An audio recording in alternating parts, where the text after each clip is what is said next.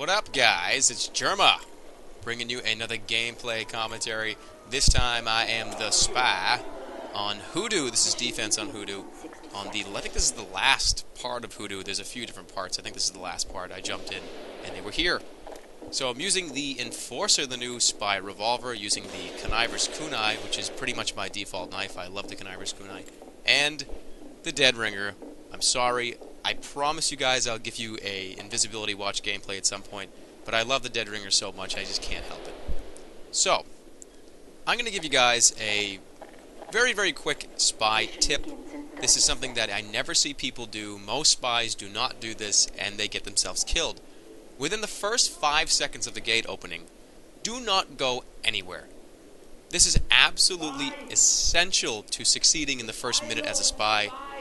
You'll see what happens here. When it gets down to about 10 seconds, what you see most spies do is they'll get right up in front of the gate, and they'll either have the cloak and dagger and they're cloaking, or they're hiding behind a wall right next to the gate.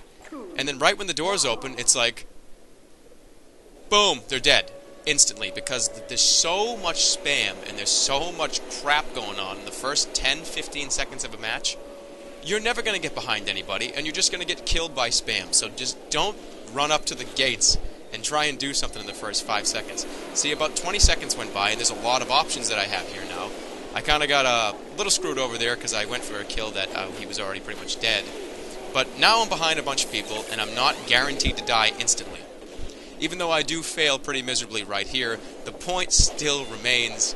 Don't just run out into the gates when the gates open, or don't run right into somebody the second the gates open.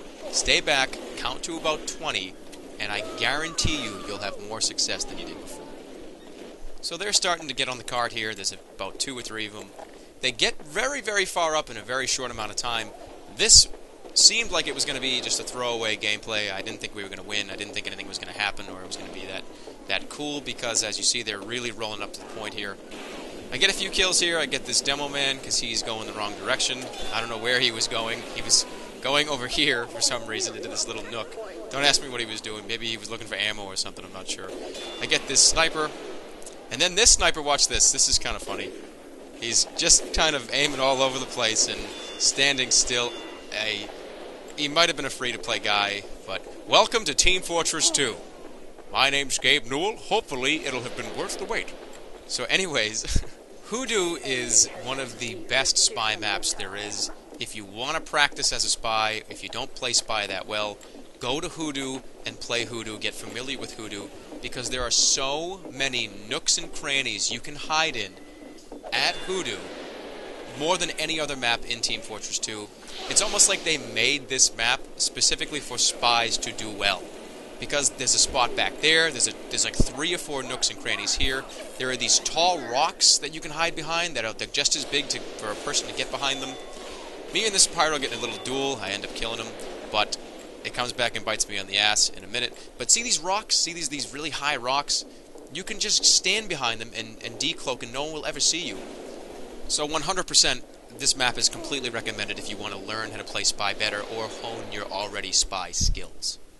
So this soldier walks by on fire, and this sniper is in the way, so I think I'm going to shoot him, but no, I just decide to stab him instead.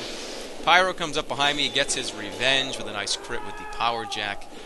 And now that I have about a minute or two, I want to just quickly describe and answer a question that a lot of you have asked me. I get at least 1 PM a day, or 1 comment a day, asking why my graphics are so low, and why my graphics look like they're from like 1998. I play in DirectX 8, so I'm sorry if that bothers some of you guys, and I'm sorry if you have to deal with it, but there's not going to be a change anytime soon. I've had to play in DirectX 8 since way back when, I think it was like almost a year ago. Team Fortress 2 came out with an update that changed the way that particle effects were rendered on computers. Medigun beams were changed, pyro flamethrowers were changed, teleporters got like a new glow effect. And when they did that, when I was in DirectX 9, my frames per second went down to like 25 or something ridiculous, when they used to be at like 60, 70, 80 frames per second. I went to DirectX 8, and the problems completely and totally went away. So they still haven't fixed this, because I've tried to go back to DirectX 9 before, Right before I was going to do these commentaries, I tried it, and it still didn't work. I still was getting terrible frames per second. I've tried everything, so don't leave a comment telling me to change my video drivers or something, because I've already done it. So I come up behind this heavy, get him with a backstab, and I want to talk about another tip. Look at what I have equipped right now as my disguise, as a medic. I'm using the bone saw right now. You can switch what weapon you're holding in the disguise if you hit B while you're holding your different weapons. Too many spies walk around if they're disguised. Let's just say you're disguised as the medic, right? If you're walking around with a syringe gun out as the medic, as your disguise, people are going to know you're a spy, because what medic walks around with a syringe gun when there's no enemies around? So make sure you're aware of the different items that people are holding in different situations. It'll save you a lot of spy checking. So me and this sniper are going toe-to-toe. He covers me with the Giarotti.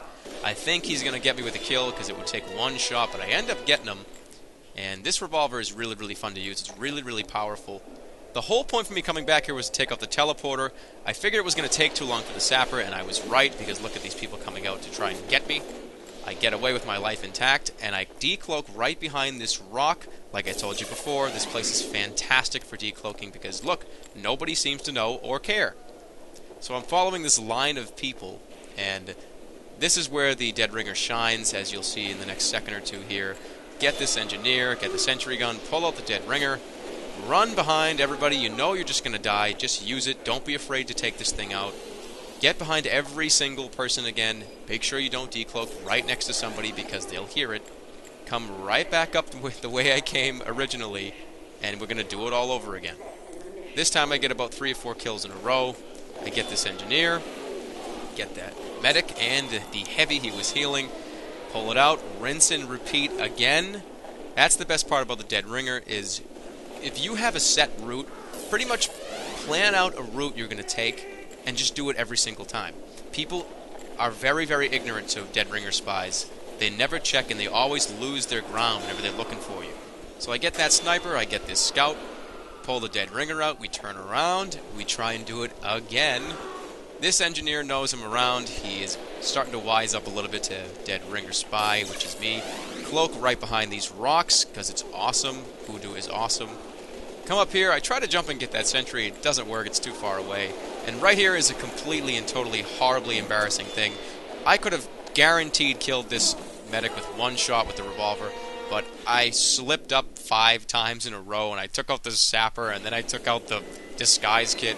So that was pretty embarrassing, but it was a pretty good run. I think I killed maybe 6 or 7 people in that life, so pretty good run.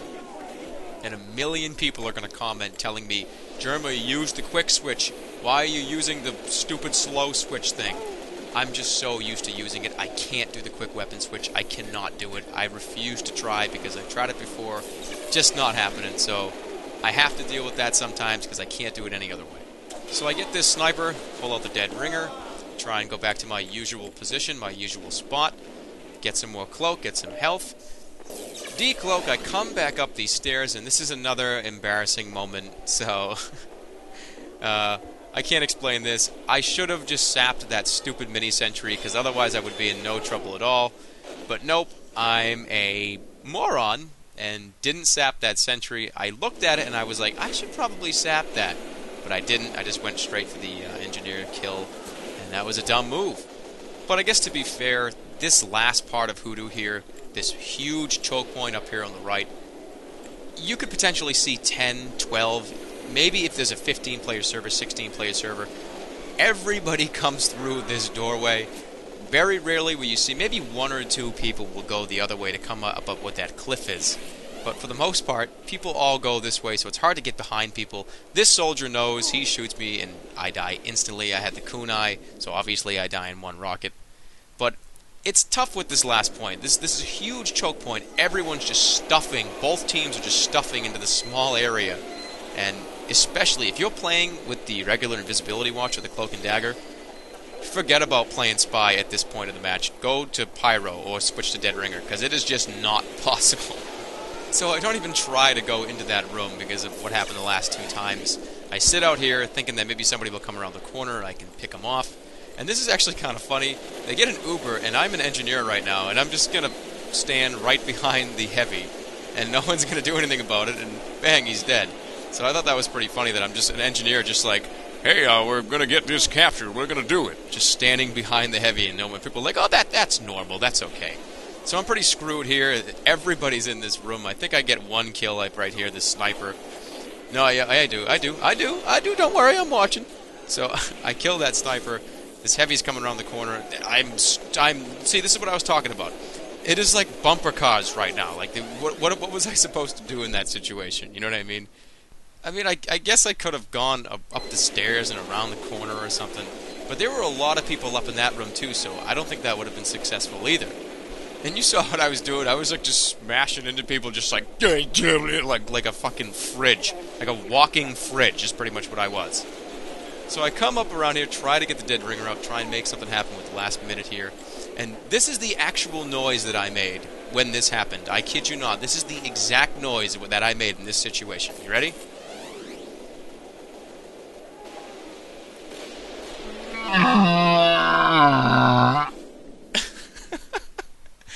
I saw him come around the corner, and I just was like, no! There's nothing I could have done, though, because I'm an idiot, and they built a sentry, so they're starting to do a little bit of a push. We end up winning it anyways, because it's only about 20 seconds, and the card is now moving backwards. So I figure I have to make at least something happen here at the end. That medic comes out and tries to Uber that heavy, but he has to go with an engineer instead, which I think is hilarious. He has that stupid treasure hat on. So I do make something happen in the end here. It's 5 seconds left, so this doesn't really matter. But I get the engineer and his sentry gun, and look at the card. I was freaking out. I was like, "Oh shit! I better get out here." And I kill this heavy. I sap him. See, I sapped that heavy. So we end up winning. They don't get enough people on the card, and I believe I get top score. I think I do, but who cares? Who gives a shit about that, anyways? Thank you guys so much for being here and for watching. I appreciate it. And we're getting closer to 500. There's like 420 or something now or something like that. So we're getting close before, I start to show myself. So keep it coming, baby.